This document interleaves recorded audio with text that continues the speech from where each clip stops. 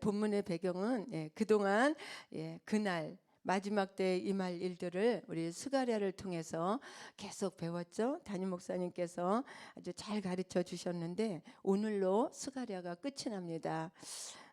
오늘 말씀의 배경은 여호와의 날이 임한 그때를 배경으로 하는데, 그때에는 하나님께서 대적들을 심판하시고 예루살렘 즉 교회만 온전하게 존재하게 됩니다. 이때에 적군들은 하나님의 심판으로 단 한 사람도 남지 않지만 하나님 나라의 백성들은 평안히 하나님이 통치하시는 그런 예루살렘에서 평안히 살게 된다고 오늘 말씀하고 있습니다. 우리 11절, 우리 오늘 본문은 12절부터지만 11절 한번 읽어보겠습니다. 시작.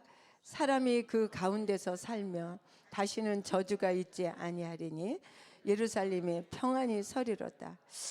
완벽한 승리의 배경을 말하고 있습니다. 저와 여러분이 이곳에서 평안히 행복하게 살게 될 줄로 믿습니다. 그런데 오늘 본문 12절에 그럼에도 불구하고 예루살렘을 치는 민족들이 남아있음을 말하고 있는데, 이것은 완벽한 승리 후에 남아있는 세력이 있다는 말이 아니라 창세기 1장을 창세기 2장에서 세밀하게 말씀하신 것처럼 그날에 하나님께서 적군을 물리치시는 모습을 12절부터 더 자세하게 말씀하고 있는 겁니다. 12절 우리 한번 읽겠습니다. 시작.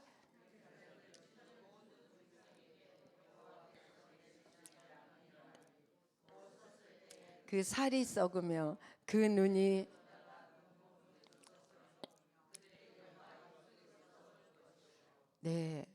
굉장히 무서운 이 새벽에 이렇게 무서운 성경을 읽고 싶지 않다고 제가 우리 교육자들에게 얘기도 했는데 정말 두려운 말씀이 나오고 있습니다. 여호와께서 내릴 재앙이 이러하니, 스가랴는 마침내 하나님을 대적하던 모든 대적을 멸하시고 최후의 승리를 이루어내실 것을 예언하고 있는데, 그 눈이 구멍 속에서 썩으며, 눈은요 보는 관점이나 안목 같은 그런 가치관과 그리고 무엇이 소중한가 하는 가치관과 무엇이 다스리는가 하는 그런 세계관을 말하고, 그 혀가 입속에서 썩을 것이요, 혀는 말을 가리키는 은유적인 표현인데 혀가 입속에서 썩는다는 거예요. 이 은유적인 표현이지만 사실은 말 속에 뭐가 있어요? 뼈가 있죠. 적그리스도는 말로 대적하고 해방합니다. 여호와의 날에 말로 하나님을 대적하던 가치관과 세계관의 비극적인 종말을 예고하고 있는 은유적인 표현입니다. 나하고 상관이 없다고 생각하시면 안 됩니다. 마치 창세기 6장 22절에 노아가 방주를 지을 때 노아를 멸시하고 조롱했던 것처럼 하나님이 하시는 일을 눈으로 멸시하고 그리고 말로 조롱하던 입술에 재앙을 내리신다는 거예요. 민수기 14장 26절에서 28절에 보면 여호와의 말씀에 나의 삶을 가리켜 맹세하노라, 너의 말이 내 귀에 들린 대로 내가 너희에게 행하리라.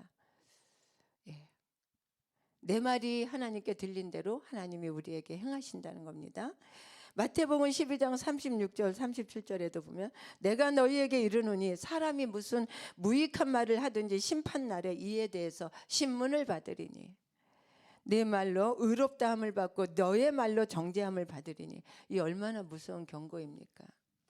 우리는 주님의 일을 할 때 내 견해를 내려놓고 내 생각을 내려놓고 말을 조심해야 합니다. 사람은 자신이 본 대로 행하고 말한 대로 이루어지기 때문이라고 성경은 말하고 있습니다. 무엇보다도 여호와의 날에 내가 말한 대로 심판을 받게 된다는 겁니다. 본문에서 썩는다는 것은 죽음을 의미하고 살아있는 동안에 썩는다는 것은 살아도 산 것이 아닌 죽어있는 시체 같다는 말이에요.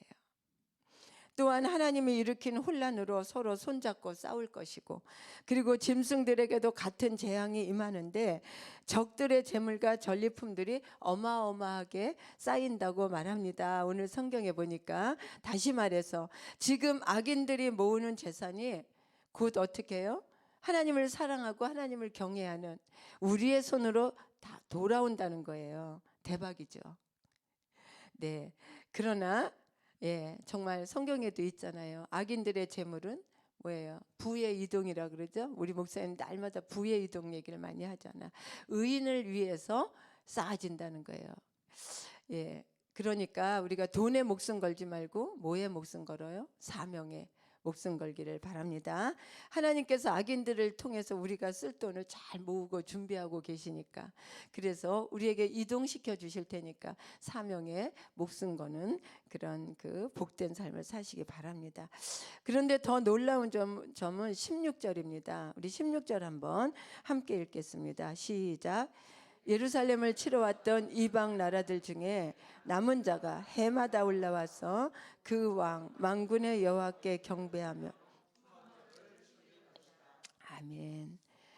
예루살렘을 치러 왔다가 남은 사람들이 매년 예루살렘으로 올라와서 초막절을 지키는데, 여기 살아남은 자는 예수 그리스도의 복음을 받아들여서 구원받게 된 이방 사람들, 즉 우리를 말하는 겁니다. 이 부분이 제가 오늘 정말 여러분들에게 힘주어서 강하게 말씀드리고 싶은 부분이기도 합니다. 우리에 대해 스가랴 선지자는 뭐라고 표현합니까? 여러분, 우리가 처음부터 예루살렘의 백성이었고, 우리가 처음부터 예루살렘의 군인이었고, 우리가 처음부터 예루살렘 편이었습니까? 아닙니다. 오히려 예루살렘을 무너뜨리려고, 빼앗으려고, 공격하려고 모였던 적이었고, 우리는 마귀의 자식들이었습니다. 그리고 우리는 전쟁에서 패배한 패잔병들입니다. 전쟁에서 패한 패잔병에게 선택권은 없습니다. 이긴 왕의 마음대로 패잔병은 죽일 수도 있고 살릴 수도 있는 겁니다.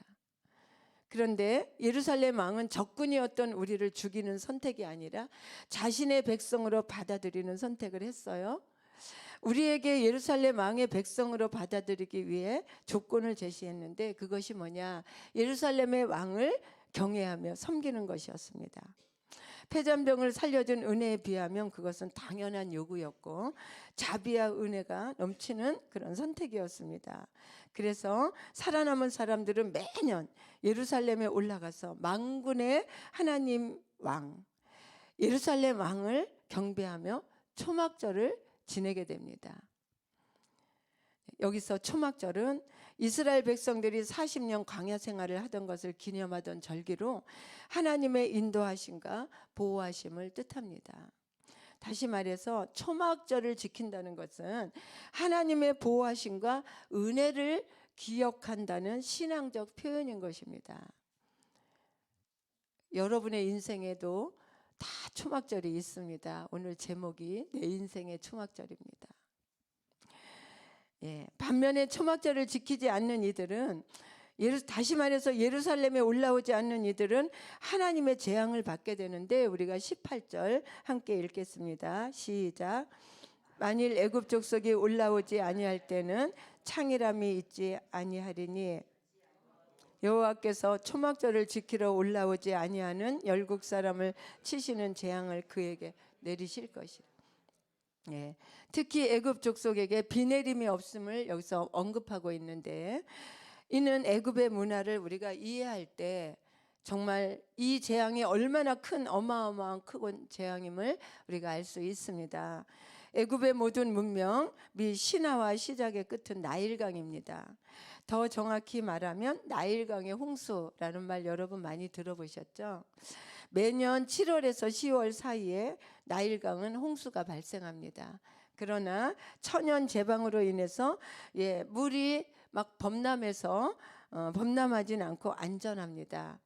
그렇지만 홍수로 인해서 윗물이 있는 그 토사가 아래로 흘러내려오게 되고, 이건 뭐냐면 그 토비가 되어서 굳이 거름을 주지 않아도 밭이 기름지게 된다는 거예요.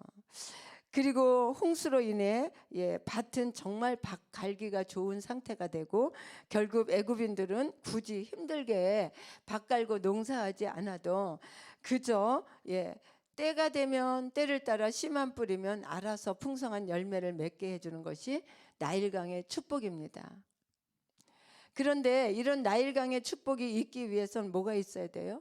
비가 내려야 됩니다. 하나님께서 비를 내려주셔야 돼요. 오늘 말씀에 하나님께서 그런데 비를 내리지 않게 한다고 합니다. 즉 나일강의 축복이 일어날 수 없게 된다는 것이죠. 이건 무슨 말이냐면은, 여러분, 하나님께서 살려줬음에도 불구하고 하나님을 섬기지 않고 하나님께서 복을 주셔서 재물과 풍족한 삶을 주셨는데도 그 풍족한 삶에 취해서 하나님을 경배하지 않으면 하나님께서 그들이 믿고 의지하며 사는 모든 것들을 막아버린다는 말씀이에요. 오늘 이 말씀은 오늘 우리에게도 똑같이 적용되는 말씀임을 깨닫게 되기를 축원합니다. 그런데 여기서 우리가 주목할 것은 이것을 심판이 아닌 재앙으로 표현했다는 거예요. 왜냐하면 심판은 회개할 기회가 없지만 재앙은 회개할 기회가 있기 때문입니다. 이것이 하나님의 마음이시고 우리를 향하신 하나님의 뜻이라는 거예요. 하나님은 악인이 그 악으로 인해 멸망하기를 원치 않으십니다. 악인이 그 죄에서 돌이켜 떠나 회개하고 하나님께로 돌아와 생명 얻기를 간절히 원하시는 것이 아버지의 뜻이라는 것이에요. 그리고 우리는 그런 일에 먼저 부름받은 사명자임을 명심 기억하시기를 축원합니다. 하나님의 은혜를 모르고 자신의 공로와 의를 내세우며 사는 오만한 삶은 불평과 원망으로 연결됩니다. 나의 공로를, 나의 의를 자꾸 내세우는 사람들 가만히 보면 거기서 끝나는 것이 아니라 다른 일에 대한 불평과 원망으로 연결된다는 거예요. 가만히 여러분들이 주목해서 보십시오. 몰라주면 서운하고 알아주면 자만해서 교만해지고 만족이 없는, 바로 하나님을 대적하는 적그리스도의 실상을, 은혜를 모르는 교만이다. 하나님이 교만한 자를 물리치시고 겸손한 자에게 은혜를 주신다 하였느니라. 야고보서 4장 5절의 말씀입니다. 하나님께서 믿지 않는 자들에게 재앙을 내리신 후에 어떻게 하셨는지 우리 마지막 20절, 21절의 결과를 한번 읽어보겠습니다. 시작. 그날에는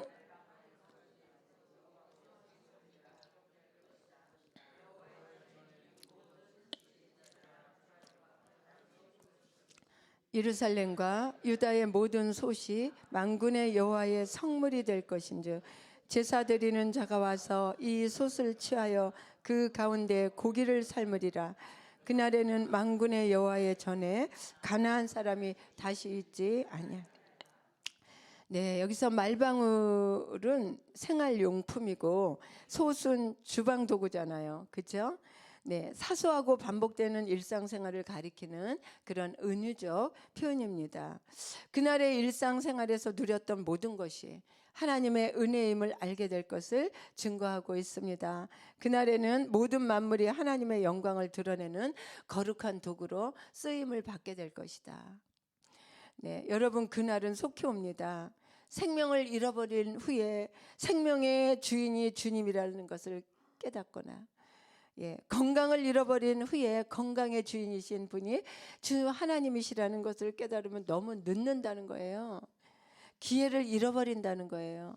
물질을 잃어버린 후에야 물질의 주인이 하나님이시고, 이 일상을 잃어버린 후에 우리 일상의 주관자가 하나님이시라는 것을 깨달으면, 그렇게 살면 너무 늦는다는 거예요. 기회가 떠나간다는 거예요. 모든 것이 하나님의 은혜임을 우리가 하루라도 빨리 깨닫고 그날을 준비하여 사는 것이 정말 지혜로운 삶이다라고 이것이 스가랴가 여호와의 날을 통해서 우리에게 전하는 오늘 최종의 메시지인 줄 믿습니다. 사랑하는 여러분, 길거리의 말목에 달고 있는 방울조차도 거룩해지는 그날은 반드시 꼭 올 것입니다.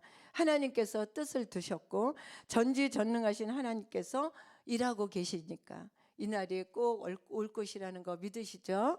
모든 것이 하나님으로 인해 거룩해지고 모든 것이 하나님으로 인해 화평해지는 새하늘과 새 땅이 저와 여러분에게 임할 것이고 저는 그리고 여러분은 그곳에서 영원히 복락을 누리며 살게 될 것입니다. 아멘.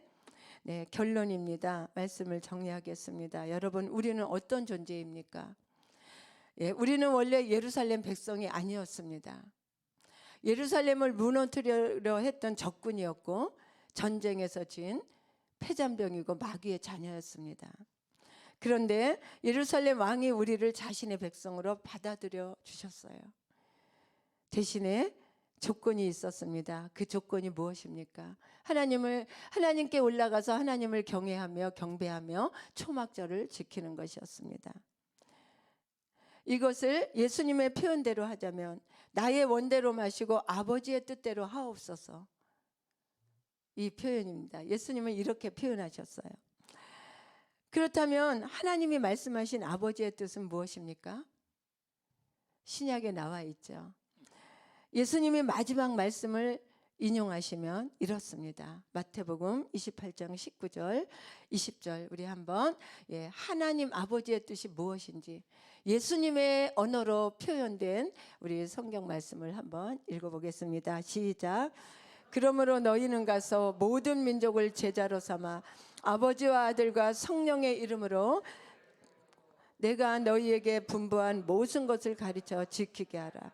볼지어다 내가 세상 끝날까지 너희와 항상 함께 있으리라. 아멘.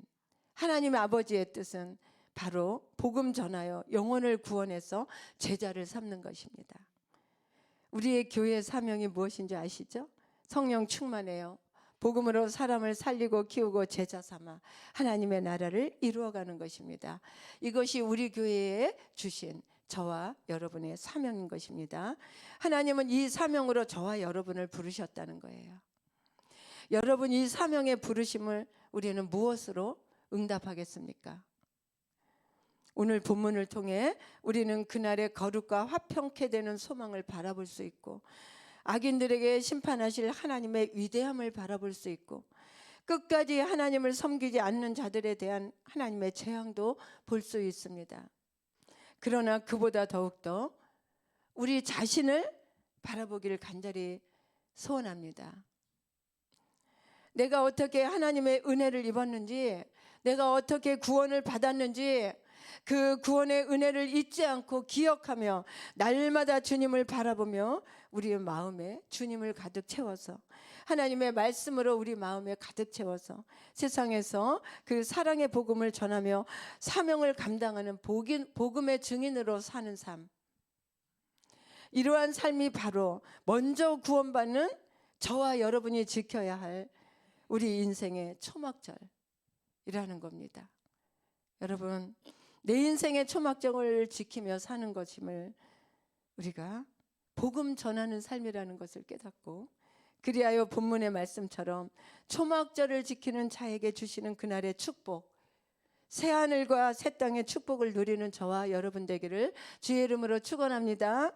주님이 찾으시는 그 한 영혼 꼭 찾아서 이번 주님이 정하신 그 축복의 날, 잔칫날에 영혼을 봉헌하셔서 하나님을 기쁘시게 하는 저와 여러분 되기를 주님의 이름으로 축원을 드립니다. 아멘. 우리 기도하겠습니다.